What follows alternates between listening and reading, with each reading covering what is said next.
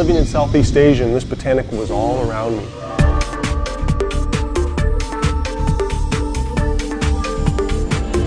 And I realized, wow, this could be the next big one to change the world of health and nutrition. It almost didn't happen.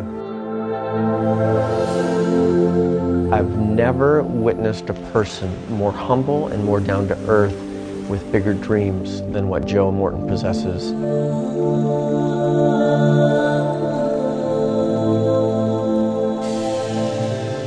When I think of our upbringing, I think of it fondly. You know, at the time when you're growing up in that kind of an environment out in the country, you wonder, oh, is this really what I want in life? And as I've grown and developed, both Gordon and I talk about it regularly, how we'd love to be able to be back in that kind of a setting. I remember my mother taking us and showing us botanicals, but not just showing us them, but showing how they benefit our human health.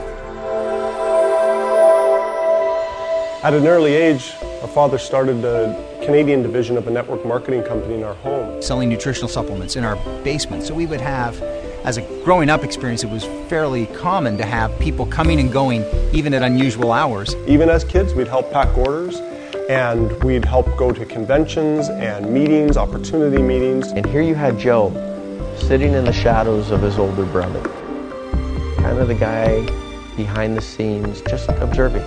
Joe is more driven than I am. To me, network marketing and the nutritional industry means offering people a way to change their lives. And I always wanted to be a part of that. I really wanted to change the way that botanicals and nutritional supplements were marketed. You know, Gordon is a people person. It's a guy like him who actually ended up becoming a distributor in this industry. And not just a distributor, but the top distributor. He's always been a mentor of mine and followed him a lot throughout my life. All of that adds up to the story, to this one day that Joe would be sitting in the country of Malaysia. Because he speaks French. Somehow his French skills got him in the international department. He ends up getting sent to Malaysia and taking a one-year general manager's position over, an entire country. I was thrust into a leadership position very quickly at an early age, and that was a very challenging point in my life. Every afternoon at about 4 o'clock, I'd get a call from Joe, and I'd call it like therapy hour. Yeah. Because Joe was sitting there in Malaysia. This had been the most difficult experience professionally I had in my life. And there was a moment in time where I actually felt like I wanted to kind of give up, wanted to quit. I was actually experiencing the sights, smells, tastes, sounds of Southeast Asia. You're disconnected living halfway around the world. And I phoned my father, looking for some sympathy, looking for him to maybe understand and say, hey, it's okay, Joe, come on home. But I received a different message. The message was basically, you need to stay. You are a leader. People are looking towards you. You must stay and you must lead. As I changed my attitude, I came back to that dream of bringing a botanical to the world.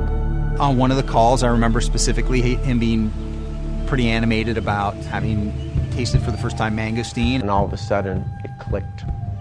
These dreams, this build-up, this upbringing, the questions that he asked and had answered on all types of botanicals throughout his life, all of a sudden culminated in this one moment of time when he finally discovered this fruit he'd never heard of.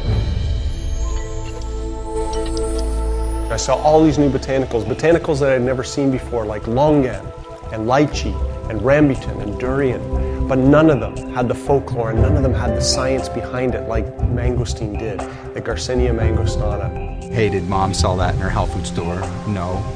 Did Dad sell it in his nutritional company? No. And I think at that point we realized we had some commercial value. In order for it to be good for you, it has to taste bad. And that's what it was like growing up. But here I was, a fruit, a botanical, that tastes phenomenal. They call it the queen of fruit. And yet it has all this folklore use behind it.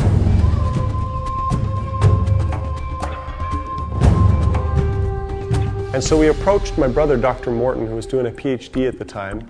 We said, Dr. Morton, can you take this botanical, can you look at it, and can you see if there's any science behind it? He came back and said, you guys realize what you have here. He's just started going through paper after paper after paper of research that had been done in universities throughout the world. The rind of the mangosteen has polysaccharides, it has proanthocyanidins, it has xanthones, which was a new class of phytonutrients to us. Xanthones. Gordon, Aaron, and I looked at each other. Are you kidding me? Xanthones. Never heard of it before. It seemed like somebody presented us with an answer book that said, hey, you've got the product, the validation, the science, and a commercial market for it. And there was a feeling in that room that we needed to do it, and we need to do it now. How do we bring an exotic fruit to the world, one that's never been brought to market before? We decided to do it in a beverage, use the whole fruit, the peel and the pulp of the fruit.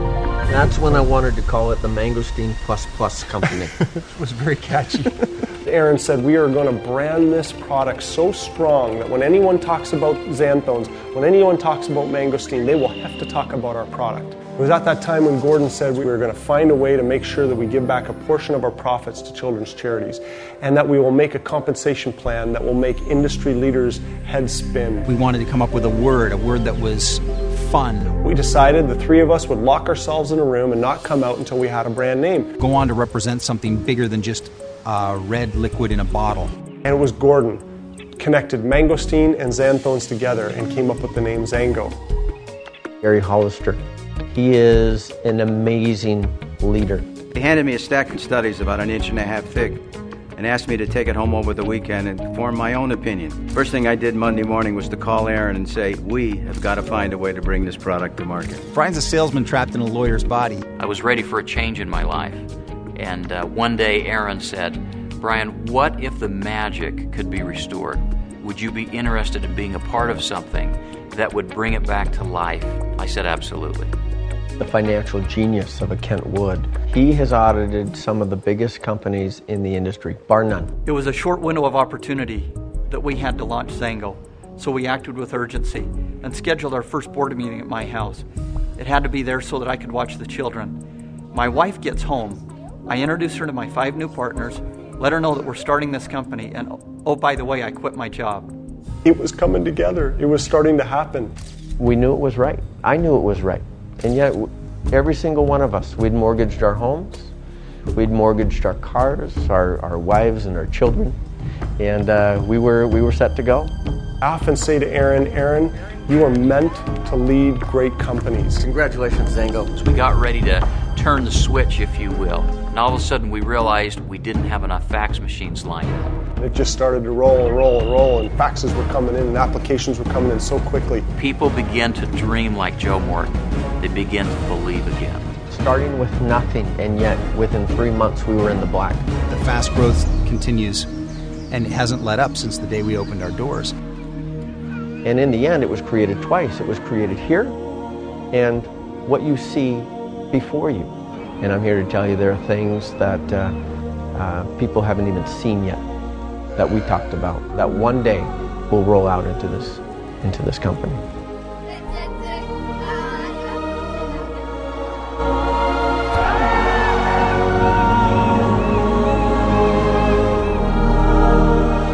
XanGo is a company built on dreams. From my dream of this product, to the dreams of my partners, to the dreams of millions of people worldwide. Welcome to XanGo, a company where it's safe to dream.